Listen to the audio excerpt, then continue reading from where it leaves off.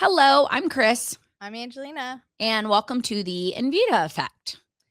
So this time we just really wanted to, for our first kind of episode, just give an introduction to who we are, really help you guys understand kind of the different services that we offer at InVita. And maybe why we offer them. Yeah, exactly. So I don't know if you want to jump in as far as the GLP-1s is kind of what we're most well known for, I would say. And it's funny, I'll give a little bit of a kind of background on why we even started the clinic, I guess, first. So years ago, Chris and I had been talking and really just kind of getting frustrated, well, more than frustrated with just healthcare, especially for women, and how there are just so many gaps in healthcare, being women ourselves and then seeing our female patients and just seeing how we fail them daily when it comes to getting them the right care or really thoroughly evaluating where their symptoms are coming from and getting them the proper treatments instead of, I say this all the time, a quick kind of fix that is kind of what everyone does nowadays is, oh, you're having all these symptoms that could be hormonal or could be perimenopause. Let's just throw you on birth control and call it good. And so we really don't offer true solutions, unfortunately. And so we started talking about, hey, we really need a clinic that is going to address those failures for women. And we started out thinking, okay, well, and I even said, do we do kind of focus on IV therapy and kind of the nutritional aspect and just making sure that we're optimizing stores of vitamins, hormones, thyroid, those types of things, but start with infusions and grow. And then Chris, of course, was like, well, what about the weight loss therapy? And you had gone through I was in that the thick of doing personally. weight loss Yes. therapy, and for me, it was, I was paying my fee to see the provider, and then if I needed a med dosing change, I had to pay another fee for them to even pay attention to change my Or dose. any messages And too, right? and messages, and it just, I was like, really, like, I'm fortunate enough. I had enough money that I To could invest do in your that. I mean, health. Yeah. it was still expensive and it still was a lot, but I had decided that, that's what I was going to do. But I was like, why is healthcare for the elite? So then I really talked to you and was like, hey, listen, I know we want to do IV infusions. I know we really want to be able to perk people up and give them that extra energy and do that. But I really want to do weight loss. I want to offer weight loss to more people because of all of the benefits and how much it helps. And I just don't think healthcare should be for the elite. Yeah. And then I think that's also where like us doing IV infusions came in because we're both ER nurses. That's where we met. And people get migraines often. And then they have to come in the ER. Spending thousands. Yep. Getting a migraine cocktail. Get their bag of fluids. Yeah. Get their bag of meds, fluids, yep. their meds. And we can do that for a fraction of the cost. Yep. Keep people out of the ER or urgent care that then sends them to the ER. Right.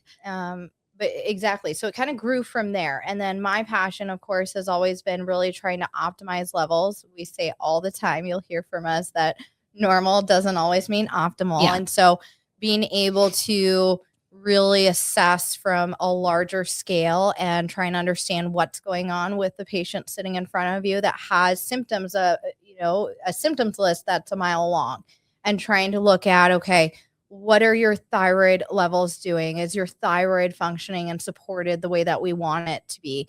I can't tell you how many places just check one quick TSH level and they go, oh, it was in normal range, you're fine. And then we do more digging and it's like, actually, we have other issues that we need to address to get that thyroid healthy and happy. We'll look at things like vitamin levels, hormone levels. That's a huge piece. And I'm so passionate about that piece in particular because I can't tell you how many women I see week after week that tell me all these symptoms that they've been having that a lot of times could or are hormone related, and they get dismissed from their doctors, or they're told, well, you're just a busy mom, or you're working, more than full time, and you're just busy, you're stressed, and this is just the way life goes, And we know that hormones scare me. Yes, they do. They scare Chris, but it's okay. She's But learning. I'm She's learning. actually I'm learning. quite a bit. But when I say that, it's just that was never where any of my interest or my passion lie. And then I started learning about it and learning from you. And now I can actually form an intelligent sentence about hormones, which I'm pretty impressed with myself. But I guess what I didn't know, and the more research that I do, so many women are treated for depression and anxiety Yes. and given medication. And I 100%, if you have depression and anxiety, there's nothing wrong with mental health care. I am a big proponent for my own Getting the right family members treatments, yep. getting the right treatments, getting the right care. But as a certain age, or not even a certain age, like just women in general, are we looking at those hormones? Are they the driver of that depression and anxiety? Is there something we can do, even if you need those medications? Is there something we can do to optimize those hormones that are going to help your mental health? And Right, I think that's exactly. overlooked. Oh, 100%. And there was a lot of, and there still is a lot of negative stigma surrounding the topic of hormone replacement therapy, because women were so scared, and doctors too, and healthcare providers all across the world were scared to utilize estrogen and look at hormone levels and to even acknowledge that it is helpful in improving quality of life. And now we know so much more from that research study done forever ago, the Women's Health Initiative study that we took and misconstrued all of that data and the results and really said, oh, estrogen and hormone replacement therapy is not helpful or beneficial to women. And now we go back and we review those studies again and go, we interpreted this incorrectly. Or these studies that supposedly were looking to see if there was benefit to be had with hormone replacement therapy didn't even assess women who had symptoms. So the women without symptoms reported no improvement of their non-symptoms. You know? And if I'm not incorrect, and of course, wasn't that in like 2003? Yeah, so exactly. So the Women's Health Initiative study, I think, was actually 2001, but then they came back out and they looked again in 2003. There were a whole bunch of different studies that came out. And I reference quite a bit the Estrogen Matters book, and it's a great book for any woman to read. And who's the author of that, if I wanted to look it up? I have to look it up myself now too, because I was listening on it on the way in. It's 2 authors on there, but you can find it on Amazon. Estrogen Matters. Yes. What's really nice about it is it really breaks down all of those studies that we misinterpreted. And so how that works and why you might want to look at not just estrogen, but hormone replacement therapy in general and how it's beneficial. One of my favorite parts in there too, it talks about how if we gave the same symptoms list and applied it to men and, you know, told them that they don't need any type of therapy whatsoever and that this is just the way life goes, and see if they'd be okay with it, right? Take that for men and go, okay, well, you're going to be tired. You're going to have bone pain. You're going to have brain fog. You're going to have, you know, dryness. You're going to have low sex drive. You're going to have, you know, all these symptoms that come up, but it's just the way of life. But don't worry. Now you won't bother your wife because you're not interested in, you know, having sex with her or anything like that. And so it's like, you're fine. What man would settle for that? Well, they wouldn't. I mean, they absolutely wouldn't. But we do that all the time to women. And we talk about a lot of times that medical gaslighting is, I know, a term that gets thrown out there a lot, but really it is something that happens quite a bit to women where we tell them, you're fine. This is either in your head or, oh, it's all symptoms related to anxiety and depression. But why am I even anxious and depressed when I haven't been? And then we have women that go on that therapy and they get their old self back. Yeah. And they might even get off of some of those antidepressants or anti-anxiety meds. And that's not saying that, again, there's not a time and place for prescribed antidepressant or anti-anxiety medications. But that's why I'm passionate about it, because I see women time and time again that struggle and that aren't given the resources that they need, and they're dismissed. And sometimes too, patients just want to come in and just be heard. And I think that we do a good job with that too. Truly, whether it's weight loss, whether it's whatever's going on in their life at the time, talking with someone that's going to listen to them, that's going to take them seriously, and that's going to work up, you know, look at everything. Just look with a fresh set of eyes at everything. Where are areas that we can improve and that we can really help optimize and help you to get that quality of life back. So that's what we really try to do. Do you want to talk about maybe some of the different services? I know we said weight loss, kind of hormone, vitamin therapy, IV therapy. So one of the things that when we were putting together the business is we worked with a really great business coach. And one of the things she really told us is let the patients drive your business. And I'm like, let the patients drive our business. What do you What does mean? that Like, we mean? need to Yeah. know what we're going to do. But she's like, what are they asking for? What is there a need? What do they need? And we really thought about that. And that's kind of what we wanted to do. We really want to fill in those spaces. So, we have a lot of people, men and women. We're very passionate about women's health care, but we do have male patients as well who Yes. are also quite often not listened to as well. It's Yeah. not just a female 100%. problem. And really do those, optimizations. We do family practice. So we accept most primary insurance now. We also do a program called direct primary care. I'm pretty passionate about going out, talking to different network marketing groups about direct primary care, because 89% of all employees talking to a human resource survey that they sent out said that one of the biggest drivers of job satisfaction is the benefits. And so maybe you're a smaller employee, maybe you're a bigger employee or employer, sorry, and you can't really give a lot of benefits, or all you can offer is a high deductible plan. But for a low monthly fee, you can offer them direct primary care with us, where they get their yearly physical covered with the basic labs, and then they get a sick visit a month. And that alone will save them money. And actually, on my way to the podcast today, this gal posted, hey, I went to the doctor and I had a visit. I think she was tested and given medication for like influenza or something. She's like, my bill was $350. Is that normal? Of course, it depends on your insurance, but yeah, that's pretty normal. Like, that's pretty normal. But, with that direct primary care, you're able to really make that bill $99 for, that month, because that's your sick visit. So, we also do laser hair removal. We do tattoo removal. We do skin resurfacing. So you have acne, you've got the acne pitting. We can really get down deep in those dermal layers. Lip filler. I am not a girly girl, and I did not want to do Botox. I did not want to do lip filler, but there is something so fun about like getting that picture 2 weeks later and being like, look at my lips. And I'm like, oh, that is a chef's kiss. That is perfect. Botox is very fun, but my favorite thing to do in Botox is the TMJ, because we get that question a lot. so many people have TMJ, that uncomfortable, that clicking, that popping in their jaw. Or maybe you're just a female who has that really boxy look. Well, it's because that muscle right there is so over strengthened. You go in with the Botox, and the theory, you don't use it, you lose it. It softens that look, but it takes away that TMJ. And so then a week later, when you're like, hey, how are you feeling? And they're like, holy cow, this is better. I've gone to the dentist. I've worn a mouth guard. I've done this. I've done that. I mean, they've done everything and they've had no relief. And I'm like, oh, I can Botox that.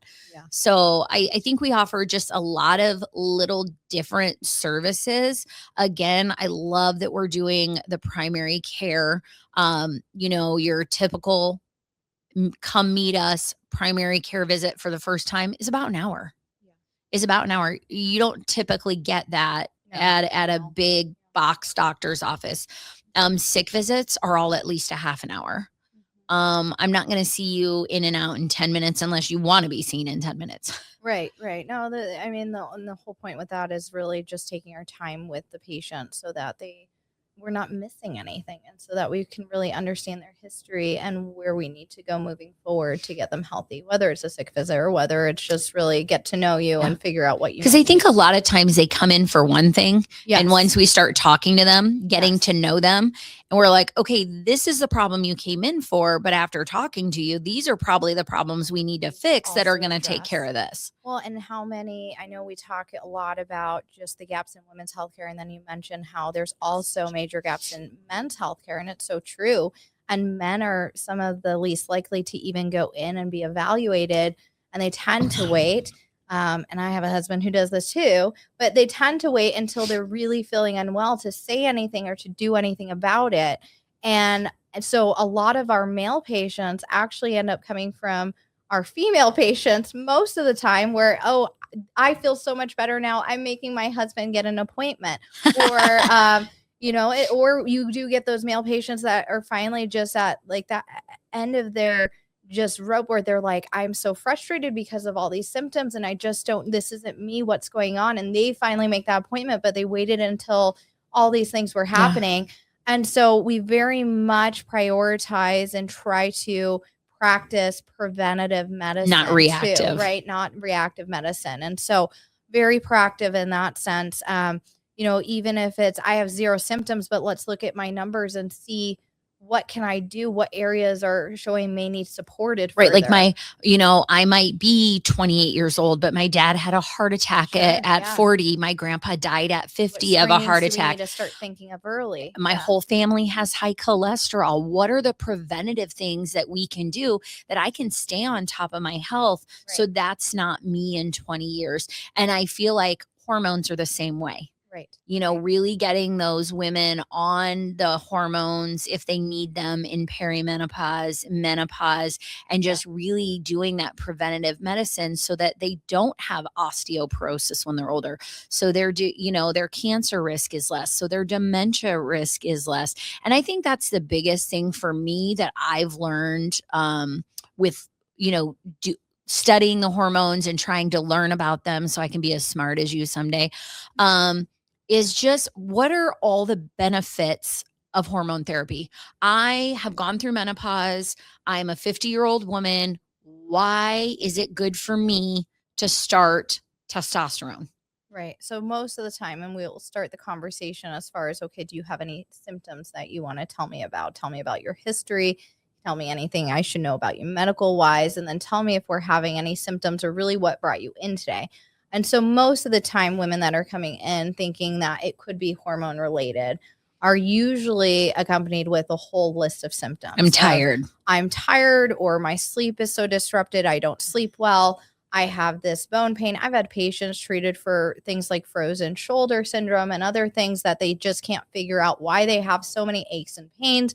They've done testing or maybe haven't done testing. It's not things like rheumatoid arthritis or anything autoimmune that they can figure out what's going on. My energy's gone. My libido has tanked.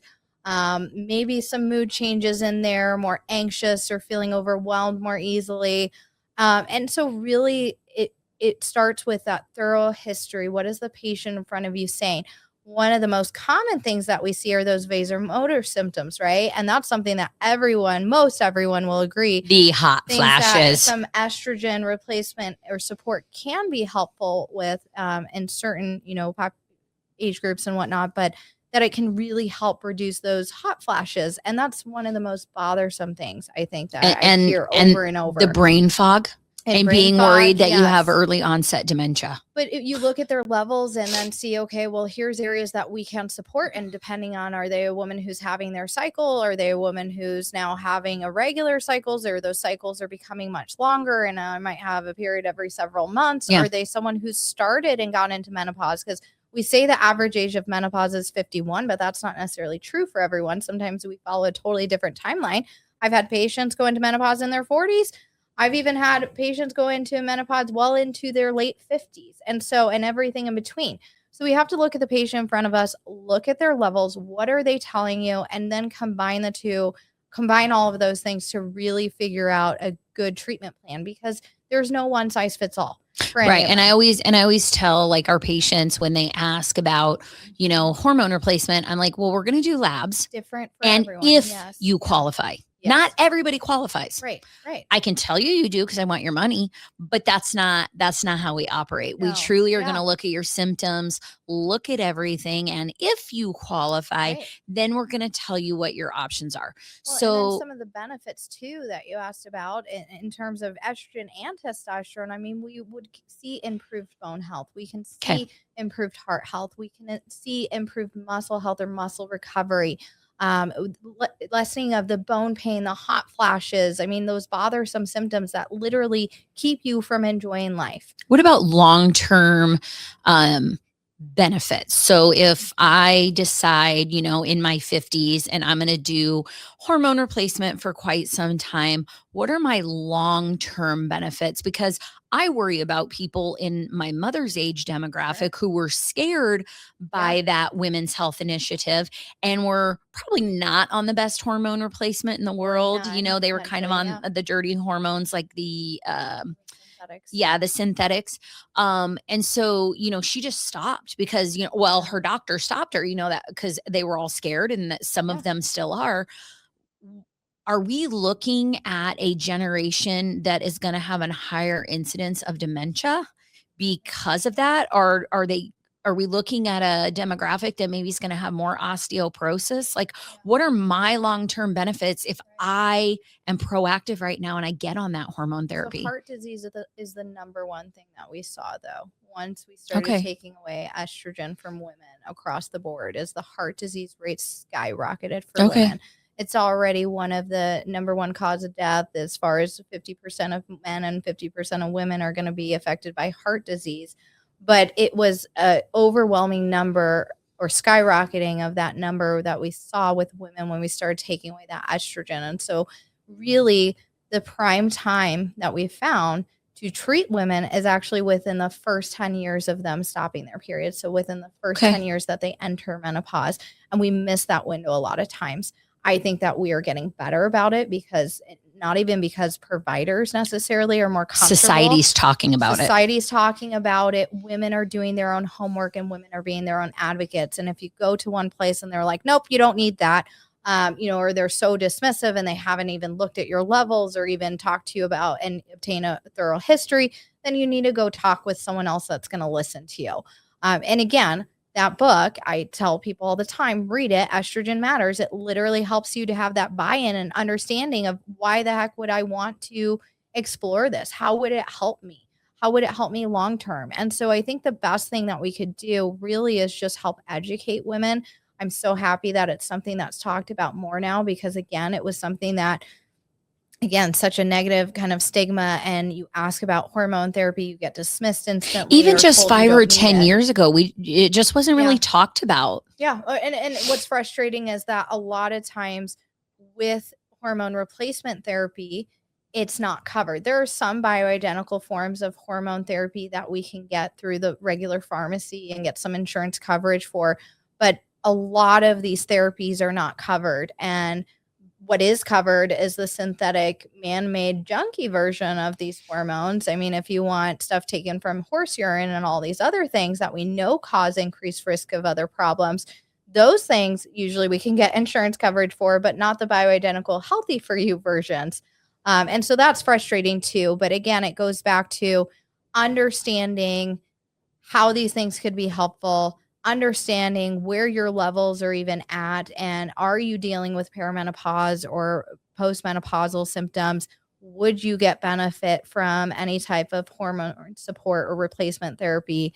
And then really just building that plan and tailoring it to the patient in front of you. Yeah, and I think the big thing is getting that hormone replacement, coming back in for labs, in 30 days, getting that level tested, seeing how your body's adjusting, coming back in at 90 days, seeing how your body's Yeah, we'll adjusted, do regular and just labs, really yeah. doing those labs and those checks, because I've talked to numerous patients who are like, yeah, I'm Yeah, getting repeating hormone it, and then, replacement. And I'm yeah. like, do you have recent labs? No, they haven't done labs since they started.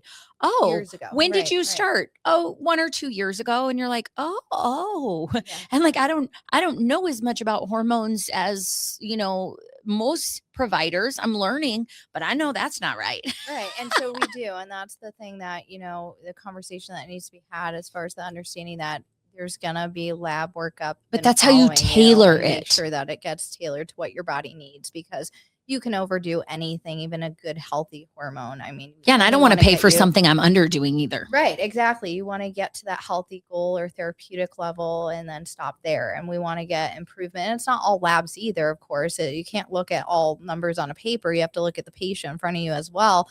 How are they feeling? What are they reporting back to you? Have they noticed improvement? What are they seeing and feeling? And really combine all of those things. But I mean, so that's a lot of what we do. We're obviously very passionate about what we do. We've maintained, like you said, we don't want any of our services to be something that, again, these are not rich man drugs or rich man, therapies. It really should be something that everyone has access to. And that was kind of the drive pushing us to then start exploring the insurance side of things. We weren't going to take insurance. We were going to do cash only because there are a lot of headaches that come with insurance. Let's be honest. But we had so many patients who would come in and see us for weight loss and say, hey, will you be my primary care? Well, yeah, but you have to do direct primary care, and not enough people really understand direct primary care. And they're like, oh, well, if you take insurance, let me know. And then, so really that's kind of what drove us to decide to accept insurance as well, is really just out of basic ask from our patients, because we really have let them drive what we're going to do. Right. Yeah. No, I think exactly that. We need to, look at what our patients are asking for within reason, right? And then figure out, is that something that we can help provide or fill in those gaps for them? Yeah. So I feel like if a patient comes to us and, for instance, there was a gal that came to us and she has to get regular lab testing, and they want her to do this lab testing every 4 months. It's $3,500 out of pocket. And asked me to figure out what it would be through us. And I want to say it was a tenth of that. Yeah. So again, we don't just do lab work. That's, not what we're for at all. But like, I would gladly, she's already one of our patients, I would gladly make sure that stuff is accessible to her. Right. Because that's just wild to me that we can really, mark that up and do that stuff. Right.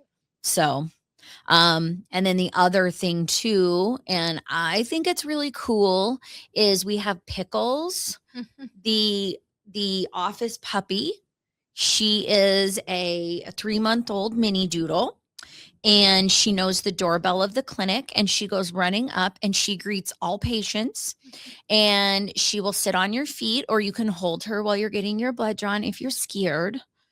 But she is really snoozing away. She's really just brought a lot of joy to the clinic. Yeah, and I mean, it's kind of fun. I tell everybody, I'm like, you're not walking into a medicine-y clinic, you're really just kind of walking into our home.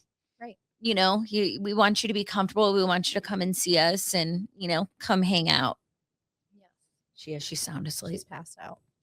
So yes, that's us in a nutshell. And, really, I think we covered everything as far as services. Yeah. We love what we do, and we love helping people, and that it really is the best thing ever when you see a patient that comes in that started out feeling so unwell, and they come back and they're feeling great, and you just see that improvement over time. Yeah, I think so, for sure. And like, and again, for me, it's always going to be those non-scale victories. When I'm doing weight loss with someone and I ask you what your non-scale victories are, that's everything to me. I can bend over and tie my shoes on top instead of on the side.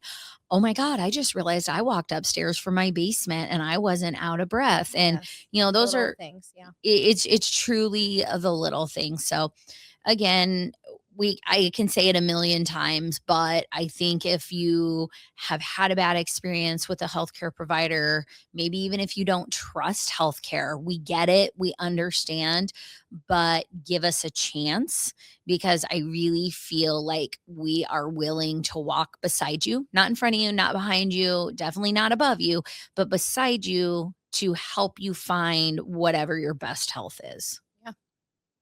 And now you can open your birthday present. Oh, goodness. I'm so excited about this. Is it on camera? Yeah. Oh, goodness. Absolutely. Because I want like video evidence of this. Her birthday's Monday. Lordy. Okay. And there's like great expectations with this. And then you're going to have to like good expectations. Hold it up to the camera. Expectations. Okay. I might even video this myself. Oh my goodness. All right. Am I allowed to open it now? Yeah. Nothing's going to jump out at me. No.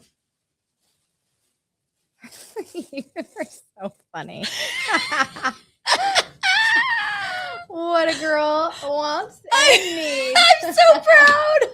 That's awesome. Hold up. Make sure everybody, Hold gotta on, hold make it up sure to that the you camera. can see my socks with Chris's face plastered all over. Jesus them. was my husband. Jesus, he was so excited when he saw those. He goes, she better wear those every Friday. Oh my gosh. He's just mad he didn't get a pair. So this better be a one and only, and nobody else gets a pair. No, I will never make anyone else a pair of socks. I love with my that face. so much. See what I mean? Your husband is You never just going to raised the meet bar that. for your birthday this July. I don't know. Oh my I'm gosh. so How excited. funny is that? Pickles Thank is like, you. what are you guys She woke up annoying me for? that. Yeah. Oh Oh, gosh. that's awesome. Thank you.